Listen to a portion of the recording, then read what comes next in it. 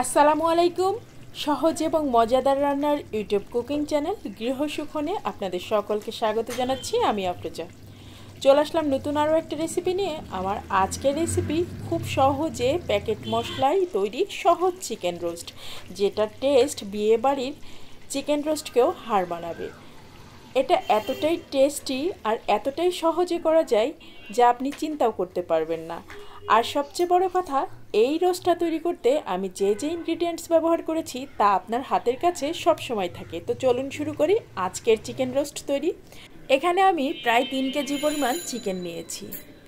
চিকেনগুলোকে ভালো করে পরিষ্কার করে পানি ছড়িয়ে নিয়েছি, আর তারপরে এর মধ্যে শুধু লবণ দিয়ে একটুখানি মাখিয়ে রাখছি।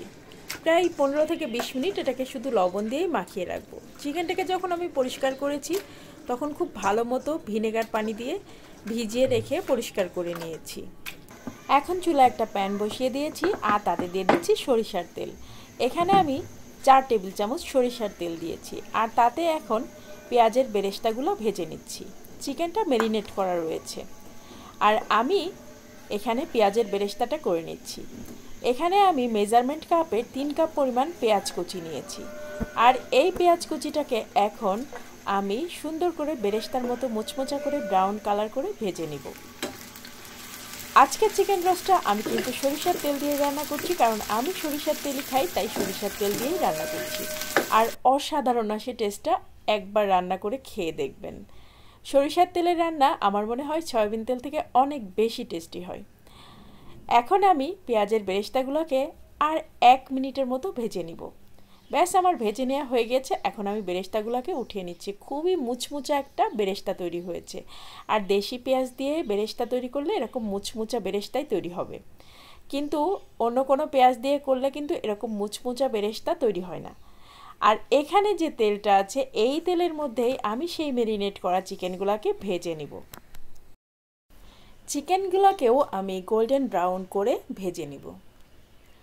এতে করে রোস্টের টেস্টটা খুব বেশি ভালো আসে। আর আজকে আমি প্যাকেট মশলায় এই রোস্টটা রান্না করছি। আর চিকেনগুলোকে দেখেন আমি কীরকম গোল্ডেন ব্রাউন করে ভেজে নিয়েছি, এরকম করেই ভেজে নিতে হবে। এখন রোস্ট তৈরির জন্য মশলাটাকে রেডি করে নিই, চলেন। রসুন বাটা নিয়ে নিচ্ছি মেজারমেন্ট কাপের হাফ কাপ পরিমাণ। আমি যেহেতু আজকে চিকেনটা একটু বেশি নিয়েছি তাই সেই অনুসারে মশলাগুলো নিচ্ছি। আপনারা যদি কম পরিমাণ নেন তাহলে মশলাটাও কম নেবেন। এখন নিয়ে নিচ্ছি চীনা বাদামের পেস্ট আর গোলমরিচের পেস্ট। চীনা বাদাম আর 2 চা চামচ গোলমরিচ আমি একসাথে পেস্ট করে নিয়েছিলাম। চীনা বাদামটাকে ভেজে তার উপর থেকে খোসাটা ছাড়িয়ে নিয়ে 2 চা চামচ গোলমরিচ দিয়ে আমি এটাকে পেস্ট করে নিয়েছিলাম। তো চীনা বাদামের পেস্ট দিয়ে দিলাম মেজারমেন্ট কাপের হাফ কাপ পরিমাণ। এখন গুঁড়া মশলাগুলোও দিয়ে দিতে হবে। তো প্রথমে গোটা মশলা দিচ্ছি, গরম মশলা 5-7টা দিয়ে দিলাম এলাচের ফল আর 2টা দারচিনি। আর আজকে যেহেতু প্যাকেট মশলায় আমি এই রোস্টটা রান্না করব, তাই প্যাকেট মশলার মধ্যে সব ধরনের মশলা দেয়াই থাকে। দিয়ে দিচ্ছি জিরার গুঁড়া। এখানে দিয়ে দিলাম 3 চা চামচ জিরার গুঁড়া। এখন দিয়ে দিব ধনিয়ার গুঁড়া।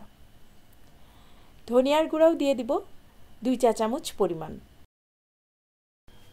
এখন টমেটো সস দিয়ে দিব। এখানে মেজারমেন্ট কাপের 3/4 কাপ আমি টমেটো সস দিয়ে দিলাম। টমেটো সসটা আমার নিজের হাতে তৈরি করা, আর এই টমেটো সসটা কিন্তু দিতেই হবে। এখন দিয়ে দিলাম ইনস্ট্যান্ট টক দই। ইনস্ট্যান্ট টক দই মানে লেবু চিপে দিয়েছি হাফ কাপ পরিমাণ দুধের মধ্যে। ব্যাস, তৈরি হয়ে গিয়েছে ইনস্ট্যান্ট টক দই। এখন সেই প্যাকেটের মশলাটা দিয়ে দিচ্ছি। এখানে আমি একটা লেবুর রস সম্পূর্ণটাই চিপে দিয়েছি। এখন সেই কেনা মশলাটা মানে প্যাকেটের যে রোস্ট মশলাটা পাওয়া যায় সেই রোস্ট মশলাটা 1 প্যাকেট দিয়ে দিচ্ছি। এখানে আমি 1 প্যাকেট রোস্ট মশলাই দিয়েছি, কারণ আমি এখানে অনেক মশলা অ্যাড করেছি, তাই এর চেয়ে বেশি প্যাকেট মশলা দেওয়ার দরকার নেই। আর প্যাকেট মশলায় কিন্তু রোস্ট তৈরির জন্য গরম মশলা টশলা সব কিছুই দেওয়া থাকে, তারপরও আমি একটু গোটা গরম মশলা দিয়ে নিয়েছি। আর দিলাম একটু শুকনা মরিচের গুঁড়া। এখানে আমি 1 চা চামচের মতো শুকনা মরিচের গুঁড়া দিয়েছি। তৈরি হয়ে গিয়েছে রোস্ট তৈরি করার মশলাটা। এখন এর মধ্যে কিছুটা পেঁয়াজের বেরেস্তা দিয়ে দিচ্ছি। পেঁয়াজের বেরেস্তা আরও লাগবে, রান্নার শেষের দিকে আরও পেঁয়াজের বেরেস্তা দিতে হবে। তো এখন এটুকু পরিমাণই দিয়ে দিলাম। যে পরিমাণ বেরেস্তা করেছি তা সবটাই লেগে যাবে। তো মশলাটা রেডি করে রাখলাম, এখন চলেন রান্না করতে চলে যাই। অনেকেই বলেন যে রোস্ট তৈরি করতে অনেক কিছু লাগে, আসলে হাতের কাছে যা থাকে সব কিছু দিয়েই কিন্তু সুন্দর সুন্দর রান্না করা যায়। আর এই প্যাকেট মশলা ইনস্ট্যান্ট যে কোনো দোকানে পেয়ে যাবেন। দিয়ে দিলাম 1 টেবিল চামচ গাওয়া ঘি, আর এরপরে এর মধ্যে দিয়ে দিচ্ছি 1.5 টেবিল চামচ সরিষার তেল। আর এর মধ্যে আমি এই রোস্টটা রান্না করব। এখন দিয়ে দিচ্ছি সেই রোস্টের মশলাটা, যেটা আমি এতক্ষণ ধরে খুব যত্ন করে তৈরি করেছি, সেটাই দিয়ে দিলাম। এখন এটাকে একটু নেড়ে চেড়ে সুন্দর করে কষিয়ে নিব, যেন মশলার কাঁচা গন্ধ এতটুকুও না থাকে। মশলাটাকে সুন্দর মতো কষিয়ে নেওয়ার পরে তারপরে এর মধ্যে আগে থেকে ভেজে রাখা চিকেনের টুকরাগুলো দিয়ে দিতে হবে। তো মশলাটা ভালো মতো আমার কষিয়ে নেওয়া হয়ে গিয়েছে, দেখতে পাচ্ছেন। আর এখন আমি চিকেনের টুকরাগুলো সব দিয়ে দিচ্ছি, যেগুলোকে আমি একটু আগে ভেজে রেখেছিলাম। তো এখানে সবগুলো চিকেনের ভাজা টুকরাগুলো দিয়ে দিলাম। চিকেন রোস্টটা আমার বাসায় খুব বেশি তৈরি করা হয়, কারণ আমার বাচ্চারা চিকেন রোস্ট খেতে খুব পছন্দ করে। তাই আমি বিভিন্ন রকমভাবে চিকেন রোস্ট তৈরি করি। কখনো প্যাকেট মশলা দিয়ে তৈরি করি, কখনো আবার নিজে হাতে তৈরি করা মশলা দিয়ে তৈরি করি।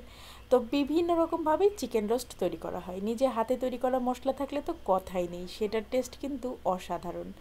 এখন দিয়ে দিলাম এখানে দুধ, আগে থেকে জাল করে রাখা দুধটা দিয়ে দিলাম। এখন আবারও ভালো করে নেড়ে চেড়ে কিছুক্ষণ কষিয়ে নিতে হবে। এখন 10 থেকে 15 মিনিট অপেক্ষা, এর মধ্যে কিন্তু খুব সুন্দর মতো মাংসটা সিদ্ধ হয়ে যাবে। দিয়ে দিলাম পেঁয়াজের বেরেস্তা আরও কিছুটা। যে পরিমাণ পেঁয়াজের বেরেস্তা করেছি সবটাই কিন্তু কাজে লেগে যাবে আজকের রান্নায়। যেহেতু আমি রোস্টের পরিমাণটা বেশি করেছি, তাই পেঁয়াজের বেরেস্তাটাও বেশি করেছি। ঠিক 15 মিনিট পরে রোস্টের অবস্থাটা দেখেন, এই অবস্থা। প্রায় হয়ে গিয়েছে রান্না করা। এখন এর মধ্যে আমি আবারও গাওয়া ঘি দিব। গাওয়া ঘি দিব এখন 2 টেবিল চামচ পরিমাণ। আর এই গাওয়া ঘিটা কিন্তু কোনোভাবেই স্কিপ করবেন না। রান্নার প্রথমেও আমি গাওয়া ঘি দিয়েছি এবং রান্নার শেষের দিকেও গাওয়া ঘি দিয়ে দিচ্ছি। এতে করে খুব সুন্দর একটা ফ্লেভার এই রোস্টে চলে আসে। এত সুন্দর একটা শাহি ফ্লেভার আসে গাওয়া ঘি দিলে, যা বলে বোঝাতে পারবো না। আজকের রান্নায় আমি যা যা ইউজ করেছি, আপনারা যদি ঠিক এভাবেই রোস্ট তৈরি করেন তাহলে বিশ্বাস করেন খেয়ে নিজেই মুগ্ধ হয়ে যাবেন। আমার বাচ্চারা রোস্ট খেতে খুব পছন্দ করে বলে আমি কিন্তু বলেছি আমি বিভিন্ন রকমভাবে চিকেন রোস্ট তৈরি করি। আজকের এই চিকেন রোস্টটা আপনার বিয়েবাড়ির চিকেন রোস্টকেও হার মানাবে, এতটাই টেস্টি। এখন সর্বশেষ যেই পেঁয়াজের বেরেস্তাগুলো ছিল সেগুলোও দিয়ে দিচ্ছি।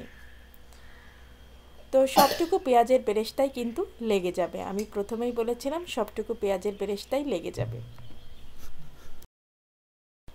এত সুন্দর একটা অ্যারোমা আসছে যে কি বলবো।